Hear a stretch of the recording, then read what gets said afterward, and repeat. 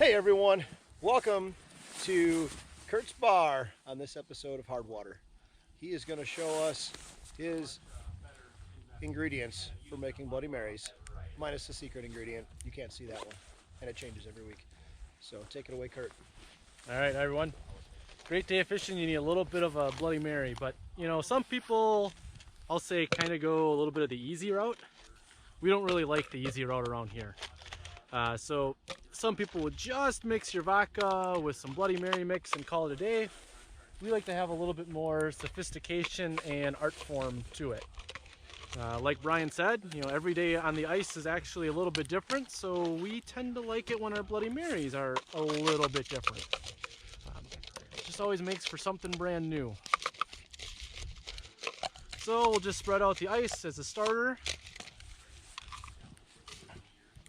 And there's a couple staples we always include. Horseradish is one of them, and remember, you can never do too much horseradish. Typically, the colder it gets, the more horseradish I'll include. It just tends to keep you warmer.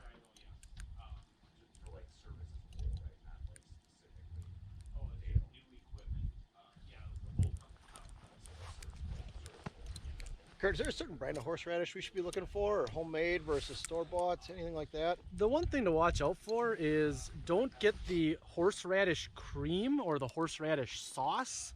That stuff's made for like spreading on sandwiches. I tend to find that they make more of the cream than they do the actual raw horseradish. So you just want the cut horseradish, that's all. Wonderful. As far as brand goes, doesn't really matter. They tend to make normal horseradish and then extra hot. Again, however cold it is, you choose the extra hot one if it's super cold. Second staple we always do is a little bit of Worcestershire sauce, which is fun to spell and even more fun to say. Give a couple hits in there, it gives a little bit of that steak feeling, which ice fisherman do you know doesn't love steak?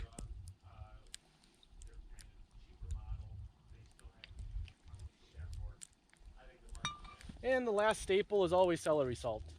I tend to be a little bit particular. I like some celery salt mixed in and then a little bit right in the top, kind of like how you do nutmeg on top of eggnog, but it's just my way. Then after that, you always need some vodka in your Bloody Mary. We tend to use Smirnoff mostly. Don't know if it makes a ton of difference either way.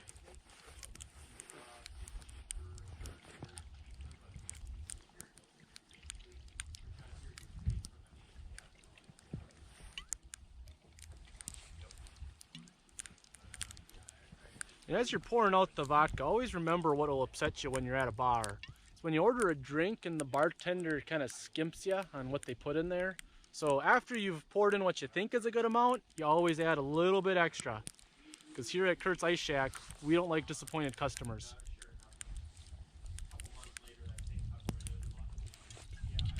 Kurt's Ice Bar, not Kurt's Ice Shack, if I said shack. I think we're going to go with Kurt's Ice Bar. It works. It's the first episode. All right. Now the rest of this, I'm not going to read off the label. You may be able to detect what some of this stuff is. Like I said, we don't like to do things the lazy way around here. We like crafting our Bloody Marys a certain way, making sure there's some good depth of flavor in all of them. This one ingredient I just poured in tends to be in a bunch of our Bloody Marys, but not all of them. Next one I'll go with is the special one I grabbed for today. This one was not in our Bloody Marys last week or the week before, so this will be a new flavor. Exciting. I'm excited to try these. Every week it's an amazing Bloody Mary. Some weeks are better than others, but they're always fantastic.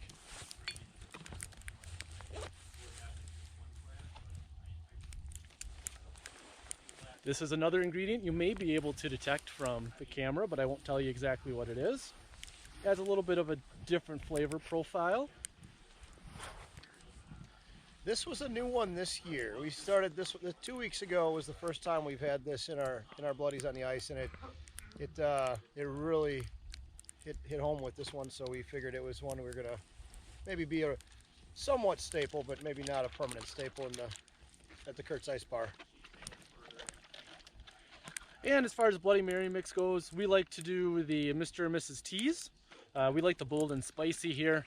No one here is really afraid of a little bit of bold flavor, as you guys can tell by the kitchen we hauled out here in a cardboard box.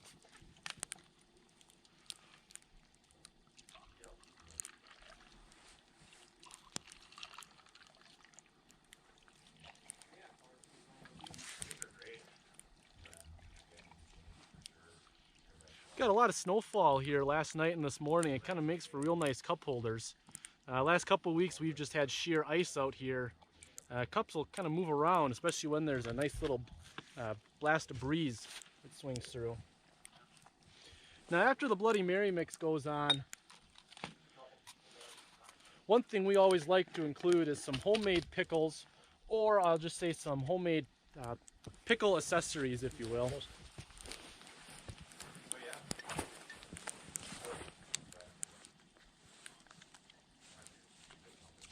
Just handed some beef sticks to our assistants off camera here. Hopefully we can get those open for some stir sticks. Delicious.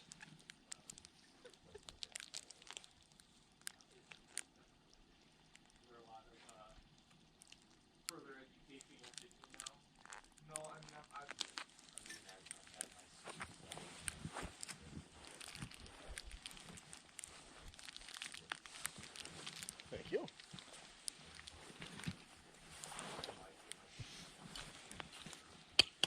And this right here is just some more pickle juice. Got a whole nother flavor and texture. Sometimes out here on the ice, those lids tend to lock up on you. Good news is when you bring out this much stuff, you've always got something to bang this jar on to try to loosen it up.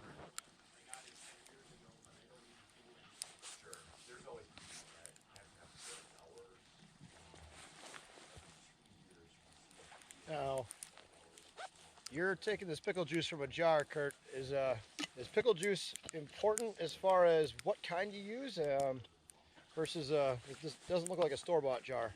It is not. Both of those two glass jars are two family recipes. You will not be getting those recipes on today's show. But I do tend to find that the homemade just tends to pair much better with the actual Bloody Marys. Don't know if it just makes it more hearty. It just tends to flow better, so I can't quite put my finger on it. I don't know, Brian, you've enjoyed a few Bloody Marys that I've made. What do you think? I've got to say, Kurt doesn't tend to use store-bought pickle juice ever, so, but compared to any other Bloody Mary I've had at any other bar, Kurt supersedes them hands down, and I gotta believe it's pickle juice is part of the reason for that. Homemade, either Kurt's homemade or Kurt's father's homemade. Either way, you really can't go wrong with homemade pickle juice. So if you have that opportunity to use homemade pickle juice in your Bloody Marys, I would highly recommend taking the risk and seeing what you think of it. It's definitely worth it. Now, what do we got here? I haven't seen this before. I think I haven't seen this jar, or looks like mushrooms in there. This one's a newcomer for this weekend. Over there in the shack, we got a guy that we like to call the Tall Man. He actually has a friend who makes really, really good, or so he claims, candied mushrooms. So, like I told you earlier, each week the recipe becomes a little bit different, a little bit more unique. He brought those out here, said, hey, can we use them in Bloody Marys? Sure, why the heck not? All right. Now we'll go ahead and add a big beef stick garnish. Because as everyone's watching this knows, especially if you've gotten this far in the video, Bloody Mary is supposed to be a little bit of a meal in a cup. You need to add some more substance here.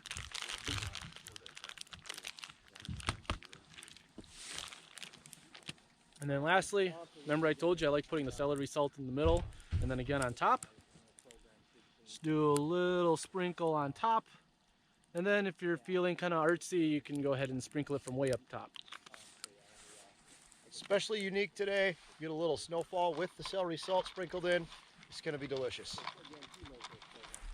Use that beef stick as your stir stick to give it all a couple good twists and turns here. And as you noticed, there's a lot of stuff in here. So when you do tend to craft Bloody Marys like this, you need to spend a little bit more time stirring it all up. You don't want all the top stuff to just be the straight vodka or straight Bloody Mary mix. You want to get all those flavor profiles that we put in there, not that the person drinking it only gets it at the end.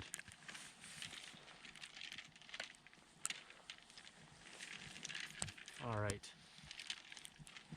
Brian, why don't you pick one? That'll be my tester for the day and the one that I'll drink when all's said and done. All right, why don't you take the one closest to you on the, there you go. This guy? Okay. You want for me too? We'll sample these together and see if we need anything a little extra. The best part of Kurt's Ice Bar is getting to sample the beverage before it's quite finished. You know, this little sample is when you flush out what needs a little extra touch. Let's take a sip. We'll listen for Kurt's expertise here. It's got good salt. It's got good flavor. I think it just needs a little extra vodka. What do you think, Brian? I think that's always a good addition. All right. Put them back down. Grab our vodka. Give a nice little topper.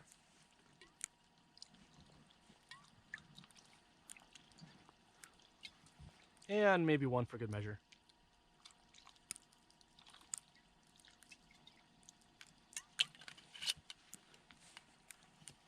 And we'll give them all one last stir, and that'll be it.